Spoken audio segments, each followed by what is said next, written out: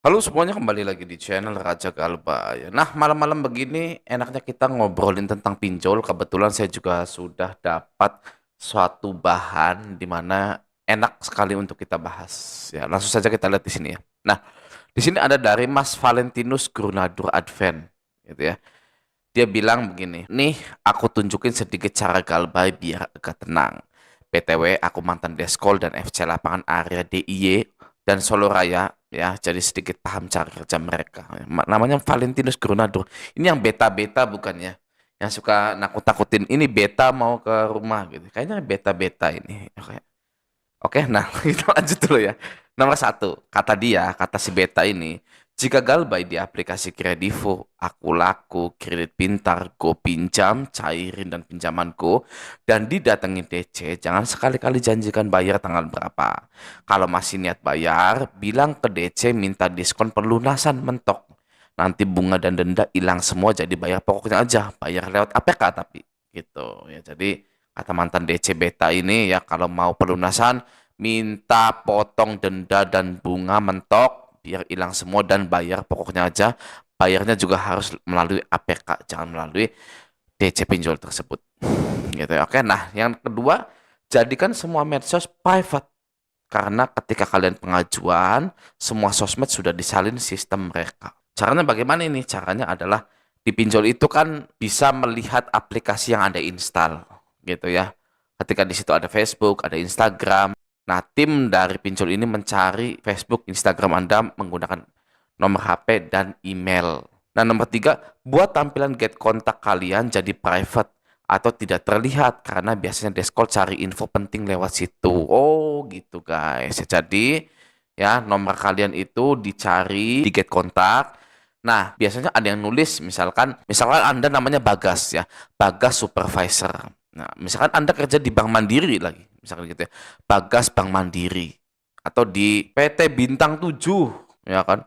Bagas Bintang 7. Oh, ini kerja di Bintang 7 kayaknya nih. Ya kan DC-nya tahu begitu. Nah, nanti telepon kantor Anda. Nah, itu banyak tuh yang heran ya kenapa kok bisa tahu kantor baru atau kantornya padahal dia tidak pernah input kantor lama atau kantor barunya itu.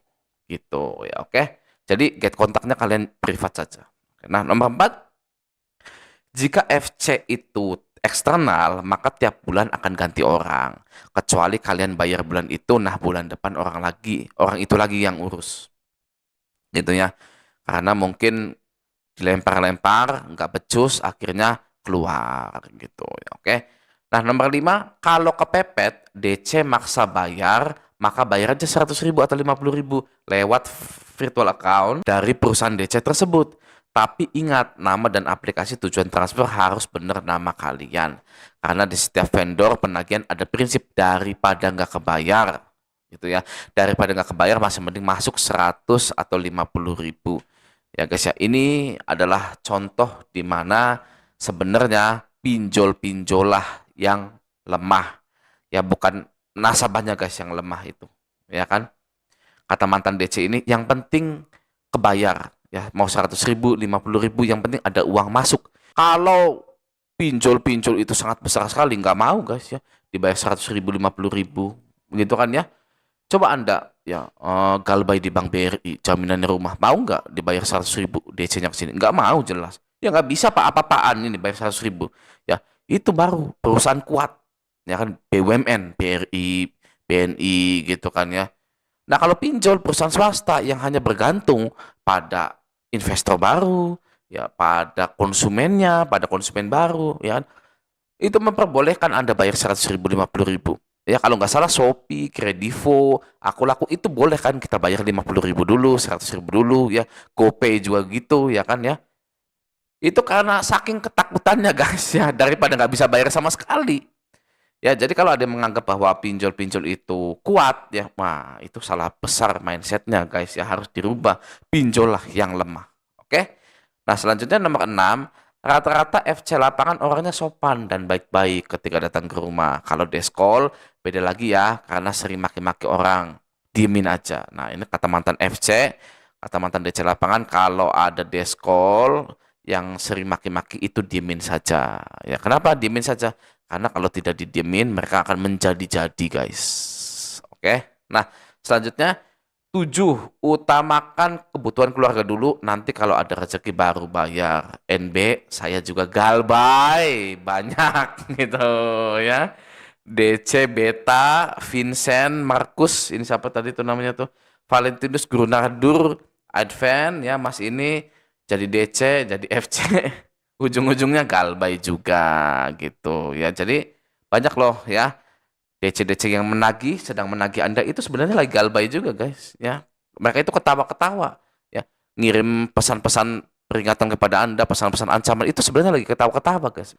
Mereka tenang, ya, karena tahu galbay itu DC-DC-nya itu ya seperti mereka, seperti di sekeliling mereka itu, ya. Jadinya kalau mereka galbay berani, kalau kita kan nggak tahu tuh DC-nya kayak apa, ya kan?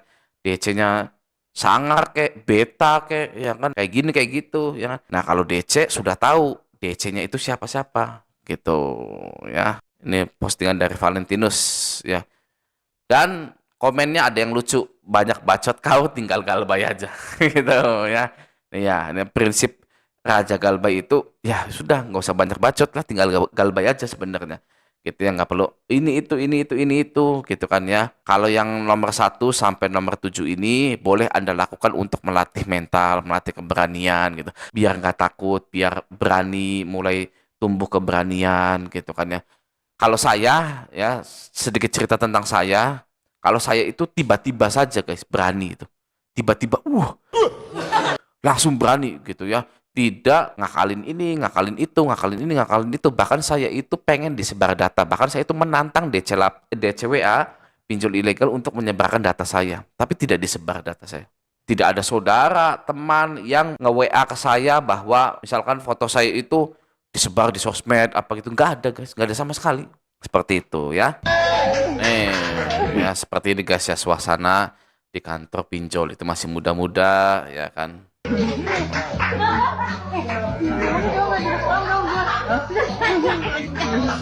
Guys ya, isi penagihannya, woi bayarkan kau maling gitu kan ya. Kalau jam segini tidak kau bayarkan, akan kubuat keluarga kau menyesal dan lain-lain gitu ya.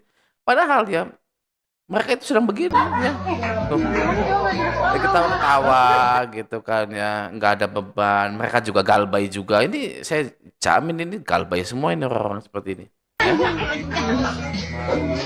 Tuh. Ya. Jadi maksud saya di sini adalah kalau kalian itu ditagih oleh DCWA itu nggak usah ditanggapi lagi. Ya karena itu ya hanya sebatas peraturan dari pinjol saja guys. Mereka harus menjalankan SOP itu. Kalau tidak menjalankan SOP itu nanti dimarahin OJK. Ya, kalau pinjol-pinjol ini ya tidak menagih itu nanti dimarahin OJK guys. Ya, nah itu makanya ya kembali lagi intinya adalah OJK. Ya, OJK yang harus bertanggung jawab. Oke, semoga video ini bermanfaat. Sampai jumpa di video selanjutnya.